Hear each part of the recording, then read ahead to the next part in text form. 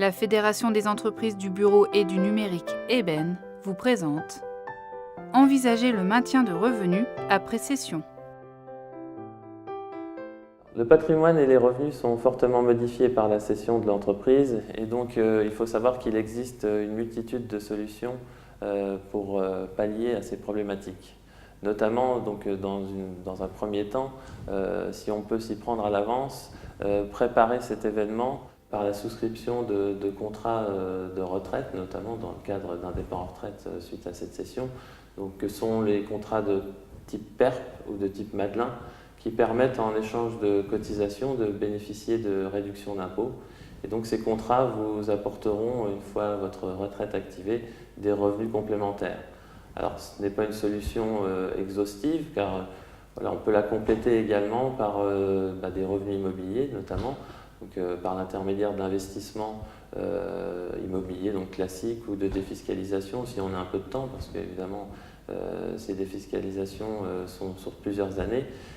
Mais voilà, l'immobilier d'un côté et le financier de l'autre, par des contrats de retraite, vous permettent de vous assurer des revenus complémentaires. Dans le cadre d'une cession au cours de sa vie professionnelle, il existe d'autres solutions. Notamment, voilà, on peut investir dans des contrats d'assurance vie, le produit de ces cessions, et éventuellement donc, se distribuer des revenus complémentaires pour maintenir son niveau de vie par l'intermédiaire de rachats partiels programmés. Alors parce que évidemment, quand on vend son entreprise au cours de sa vie professionnelle, on n'a pas de retraite et comme vous le savez, le chef d'entreprise n'a pas de chômage. Donc il faut bien à un moment donné s'assurer le maintien de son niveau de vie. Autre chose, au moment de votre cession, vous allez éventuellement être soumis à l'ISF. Alors, pas de panique, cet impôt, qui est, même s'il est contraignant à payer, n'est pas si élevé que ça. Et en plus, il existe des solutions pour diminuer le paiement de cet impôt, notamment par la souscription de capitaux de PME ou de sociétés non cotées. Ce qui vous permet, en échange de cette souscription ou de ces achats d'actions, de bénéficier de 50% de réduction d'impôt. Voilà, c'est quand même un montant qui est important et qu'on peut réaliser tous les ans afin de diminuer le montant de son ISF à payer. Donc ces solutions, voilà, elles sont quand même plutôt pointues. Donc on vous conseille de vous adresser à des spécialistes. Une autre solution par rapport à la fiscalité, c'est celle qui va être à payer au moment de la cession de l'entreprise, notamment sur les plus-values de cession.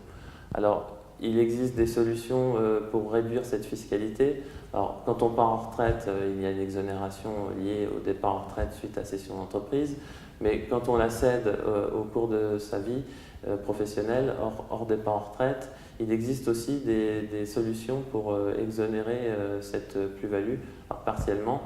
C'est ce qu'on appelle le réemploi des produits de cession. Donc, il s'agit de réinvestir dans d'autres sociétés afin de bénéficier d'une exonération partielle de ces plus-values.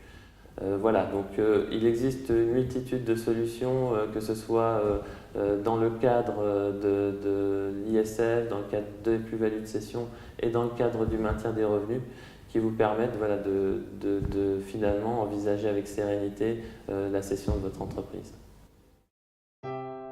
Pour vous aider dans vos démarches de cession et de reprise d'entreprise, prenez contact avec la Fédération des entreprises du bureau et du numérique, EBEN.